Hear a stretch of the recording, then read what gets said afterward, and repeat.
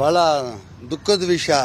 ನಮ್ಮ ರಾಯ್ ಅವ್ರದ್ದು ಭಾಳ ಒಳ್ಳೆ ಮನುಷ್ಯ, ಭಾಳ ಚಾರಿಟಿಗಳು, ಬಡವ್ರ ಕುಟುಂಬದ ಬಂದವರು ಎಲ್ಲ ಇಲ್ಲಿ ಬಂದು ಸಂಪಾದನೆ ಮಾಡೋದು. ಇವತ್ತೊಂದು 5,000 ಕೋಟಿಗಿದ್ದಾರೆ ಅವರು. ಆದರೆ ಈ ಇನ್ಕಮ್ ಟ್ಯಾಕ್ಸ್ ಇವಾಗ ಅವರು ಸೂಸೈಡ್ ಮಾಡ್ಕೊಂಡಿದ್ದಾರಲ್ಲ, ಭಾಳ ನೋವಿಂದ ಹೇಳ್ತಾ ಇದ್ದೀನಿ. ಇವ್ರಿಗೆ ಇವಾಗ ಸಿದ್ಧಾರ್ಥ್ ಅವರು ಇದಾರಲ್ಲ, ಸಿದ್ಧಾರ್ಥ್ ಅವ್ರು ಹೆಂಗೆ ಡೆತ್ ಆಯಿತು ಅವ್ರದ್ದು ಇದೇ ಥರ ಡೆತ್ ಆಯಿತು. ಯಾರು ಬಡವ್ರ ಕುಟುಂಬ ಬಂದು ದುಡ್ಡು ಸ್ವಲ್ಪ ಸಂಪಾದನೆ ಮಾಡ್ತಾರೆ ಎಲ್ಲರಿಗೂ ಈ ತೊಂದರೆಗಳು ಬರುತ್ತೆ. ಆದರೆ ಕಾನೂನು ಆ ಥರ ಇದೆ.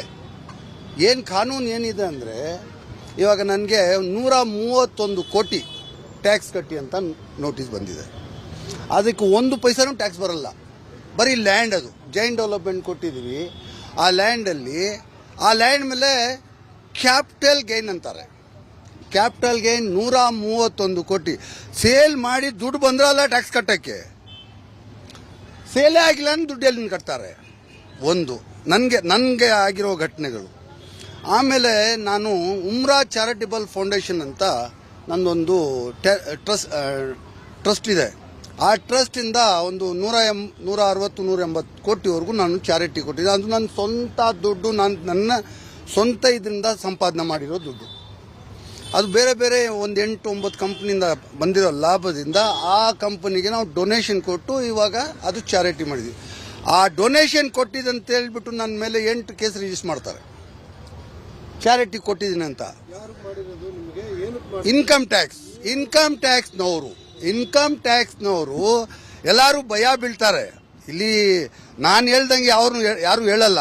ಇವಾಗ ನನಗೆ ನನ್ನ ಫ್ರೆಂಡ್ಸ್ ಎಲ್ಲ ಹೇಳಿದ್ರು, ಇದೆ ನಮ್ಮ ಬಿಲ್ಡರ್ ಸರ್ಕಲಲ್ಲಿ ರಾಯ್ ಅವರು ಫ್ರೆಂಡ್ಸು, ನನ್ನ ಫ್ರೆಂಡ್ಸ್ ಎಲ್ಲ ಹೇಳಿದ್ರು, ಅಯ್ಯೋ ನಿನ್ಗೆ ಯಾಕಪ್ಪ ಮೈ ಮೇಲೆ ಹಾಕ್ಕೊಳ್ತಾ ಇದೆಯಾ, ನೀನು ಇವತ್ತು ಹೋಗಿ ಅಲ್ಲಿ ಸ್ಟೇಟ್ಮೆಂಟ್ ಕೊಟ್ಟರೆ ನಾಳೆ ಇಮಿಡಿಯೇಟ್ ಆಗಿ ಬಂದು ನಿನ್ಗೆ ನೋಟಿಸ್ ಬರುತ್ತೆ, ನಿನ್ಗೆ ತೊಂದರೆ ಆಗುತ್ತೆ ನೋಡು ಅಂತಾರೆ. ಈ ಥರ ಸಿಸ್ಟಮೇ ಆ ಥರ ಚೇಂಜ್ ಆಗಿಬಿಟ್ಟಿದೆ. ಅದೇ ಹೇಳ್ದಲ್ಲ, 131 ಕೋಟಿ ಟ್ಯಾಕ್ಸ್ ನೋಟಿಸ್ ಬರುತ್ತೆ, ಅದಕ್ಕೆ 1 ಪೈಸಾ ಟ್ಯಾಕ್ಸ್ ಬರಲ್ಲ. ಎಲ್ಲ ಇರತ್ತೆ. ಪ್ರಾಪರ್ಟಿ, ನಾನು ಒಂದು ಪ್ರಾಪರ್ಟಿ ನಿಮಗೆ ಜೈನ್ ಡೆವಲಪ್ಮೆಂಟ್ ಕೊಟ್ಟಿದ್ದೀನಿ, ಅದು ಬಿಲ್ಡಿಂಗ್ ಕಟ್ಟಿದ ಮೇಲೆ ಆ ಪ್ರಾಪರ್ಟಿಗೆ ಟ್ಯಾಕ್ಸ್ ಬರುತ್ತೆ. ಬಿಲ್ಡಿಂಗ್ ಮಾರಿಲ್ಲ ಅಂದ್ರೆ ಟ್ಯಾಕ್ಸ್ ಬರುತ್ತೆ. ಈ ಥರ ಸಿಸ್ಟಮ್ಗಳು ಮಾಡಿಕೊಂಡು ಭಾಳ ತೊಂದರೆಗಳು ಕೊಡ್ತಾ ಇದ್ದಾರೆ. ನಾನು ವಿನಂತಿ ಮಾಡಿ ಕೇಳ್ಕೊಳ್ಳೋದೇನೆಂದರೆ, ಈ ರಾಯ್ಗೆ ನಮ್ಮ ಸಿದ್ಧಾರ್ಥ್ ಅವರು ನಮ್ಮ ಕರ್ನಾಟಕಕ್ಕೆ ಒಂದು ಅಸೆಟ್ಟು ಅಂಥ ವ್ಯಕ್ತಿ. ಅವರು ಈ ಕಾಫಿ ಡೇ ಅಂತ ಸಾವಿರಾರು ಕೋಟಿ ಕಂಪನಿ ಮಾಡಿದ್ರು, 1,000 ಎಕರೆ ಮೇಲೆ ಅವ್ರಿಗೆ ಲ್ಯಾಂಡ್ ಇಟ್ಕೊಂಡು, 10,000 ಎಕರೆ ಮೇಲೆ ಲ್ಯಾಂಡ್ ಇಟ್ಕೊಂಡು, ಅಷ್ಟು ದೊಡ್ಡ ಎಂಪೈರು ಒಂದೇ ಸೆಕೆಂಡಲ್ಲಿ ಅವ್ರಿಗೆ ಅವಮಾನ ಆಯ್ತು ಅಂತ ಹೇಳ್ಬಿಟ್ಟು ಅವ್ರು ಹೋಗಿ ಸೂಸೈಡ್ ಮಾಡಿಕೊಂಡ್ರು. ಈ ಬ್ಲ್ಯಾಕ್ ಮೇಲ್ ಮಾಡ್ತಾರೆ, ಟಾರ್ಚರ್ ಕೊಡ್ತಾರೆ. ಆ ಟಾರ್ಚರಿಂದ ಒಂದು ನೋಟಿಸ್ ಕೊಟ್ಟರೆ ಆ ನೋಟಿಸ್ ಮೇಲೆ ರಾತ್ರಿ ನಿದ್ರೆ ಹೋಗ್ಬಿಡತ್ತೆ. ದುಡ್ಡು ಸಂಪಾದನೆ ಮಾಡಬೇಕಂದ್ರೆ ಬಹಳ ಸುಲಭ. ಅದನ್ನ ಉಳಿಸ್ಕೋಬೇಕಂದ್ರೆ ಇರೋ ತೊಂದರೆ ದೇವ್ರಿಗೆ ಹೇಳ್ಬೇಕು. ನಾವು ಒಂದ್ಸಲಿ ಆ ಲೆವೆಲ್ಗೆ ಬಂದ್ಬಿಟ್ಟಿದ್ವಿ. ಇವಾಗ ನಾನು ಕೀಳ್ ಲೆವೆಲ್ಗೆ ಹೋಗೋಕ್ಕಾಗತ್ತಾ? ನನಗೂ ಊಟ ಇಲ್ಲ ಅಂತ ಒಂದು ಬಡವ್ರ ಫ್ಯಾಮಿಲಿಯಿಂದ ಬಂದೆ. ಇವಾಗ 7,000 ಕೋಟಿ ಡಿಕ್ಲೇರ್ ಮಾಡಿದೆ. ಇವಾಗ ರಿವರ್ಸ್ ಆಗಿ ನಾನು ಅದೇ ಪೊಸಿಷನ್ಗೆ, ಊಟ ಇಲ್ಲ ಆ ಪೊಸಿಷನ್ಗೆ, KGF ಅಲ್ಲಿ ಒಂದು ಮನೆ ಇದೆ, ನಂದು ಒಂದು ಅಂಗಡಿ ಇದೆ, ಆ ಲೆವೆಲ್ಗೆ ಹೋಗ್ಬೇಕಂದ್ರೆ ಆಗತ್ತಾ? ಅದು ಭಯ ಆಗತ್ತೆ. ಇವಾಗ ನಮಗೆಲ್ಲ ಇದೇ ಥರ ಟಾರ್ಚರ್ ಕೊಡ್ತಾರೆ. ನಾನು ಅವ್ರಿಗೆ ಹೇಳೋದೇನಂದ್ರೆ, ನಮ್ಮ ಸಿದ್ಧಾರ್ಥ್ ಅವರು ಒಂದು ಕರ್ನಾಟಕಕ್ಕೆ ಒಂದು ಅಸೆಟ್ಟು, ನಮ್ಮ ರಾಯ್ ಅವರು ಒಂದು ಕರ್ನಾಟಕಕ್ಕೆ ಒಂದು ಅಸೆಟ್ಟು, KGF ಬಾಬು ಕರ್ನಾಟಕಕ್ಕೆ ಒಂದು ಅಸೆಟ್ಟು. ಯಾಕಂದರೆ ನಾನು ಹೈಯೆಸ್ಟ್ ಟ್ಯಾಕ್ಸ್ ಪೇ ಮಾಡೋವನು. ನನಗೆ ಉಳಿಸ್ಕೊಂಡ್ರೆ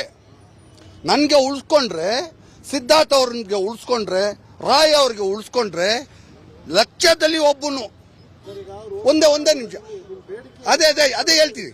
ಲಕ್ಷದಲ್ಲಿ ಒಬ್ಬನು ಸಿದ್ಧಾರ್ಥ್, ಲಕ್ಷದಲ್ಲಿ ಒಬ್ಬನು ಒಂದು ರಾಯ್, ಲಕ್ಷದಲ್ಲಿ ಒಬ್ಬನು ಒಂದು KGF ಬಾಬು. ಇದೇನಂದ್ರೆ, ನಾನು ದುಡಿಮೆ ಮಾಡಿ 1/3 ಪಾರ್ಟ್ನರ್, 100ರಲ್ಲಿ ಒಂದು ಥರ್ಡ್ ಪಾರ್ಟ್ನರ್ ಇನ್ಕಮ್ ಟ್ಯಾಕ್ಸ್ ಇರ್ತಾರೆ. 2/3 ಪಾರ್ಟ್ನರ್ ನಾವು ಇರೋದು. ನಾವು ಕಷ್ಟಪಟ್ಟು 1/3 ಅವ್ರಿಗೆ ನೇರವಾಗಿ ಟ್ಯಾಕ್ಸ್ ಕಟ್ತೀವಿ. ಆದ್ದರಿಂದ ಸರ್ಕಾರ ನಡೀತದೆ. ನಾನು ಒಂದು ಅಸೆಟ್ ಇಲ್ಲಿ, ಆ ಅಸೆಟ್ನ ಅವರು ಒಳ್ಳೆ ರೀತಿಯಿಂದ ಪ್ರೀತಿಯಿಂದ ನಮ್ಮ ಹತ್ರ ತಕೊಂಡು ಆ ಅಸೆಟ್ನ ಯೂಸ್ ಮಾಡ್ಕೋಬೇಕು. ಅದನ್ನ ಬಿಟ್ಟು ಈ ಥರ ಕಿರ್ಕುಲ ಕೊಟ್ಟು ಈ ಥರ ತೊಂದರೆಗಳು ಕೊಟ್ಟರೆ, ಒಬ್ಬೊಬ್ಬನು, ಒಂದು ಸಿದ್ಧಾರ್ಥ್ ಸತ್ತೋದ್ರು, ಒಂದು ರಾಯ್ ಸತ್ತೋದ್ರು, ಇವಾಗ KGF ಬಾಬು ಒಂದು ಸತ್ತೋಗ್ತಾನೆ. ಅಂದ್ರೆ ಅದು ನಷ್ಟ ಆಗೋದು ಯಾರಿಗೆ? ಸರ್ಕಾರಕ್ಕೆ. ಎಸ್ ಅದೇ ಇವಾಗ ಸತ್ತೋದ್ರೆ ಏನಾಗತ್ತೋ, ನಾವು ಒಂದು ಅಸೆಟ್ ಒಂದು 100 ಕೋಟಿ ಟ್ಯಾಕ್ಸ್ ಬಂದ್ರೆ 33 ಕೋಟಿ ಟ್ಯಾಕ್ಸ್ ಅವ್ರಿಗೆ ಇನ್ಕಮ್ ಟ್ಯಾಕ್ಸ್ ಪೇ ಮಾಡ್ತೀವಿ. 66 ಕೋಟಿ ನಮ್ಗೆ ಉಳಿತದೆ. 66 ಕೋಟಿಯಲ್ಲಿ ಲೇಬರು ಸ್ಟಾಫ್ ಅದು ಇದು ಹೋದ್ರೆ ಅದು 1/3 ಹೋಗುತ್ತೆ. 1/3 ಮಾತ್ರ ನಮ್ಗೆ ಉಳಿತದೆ.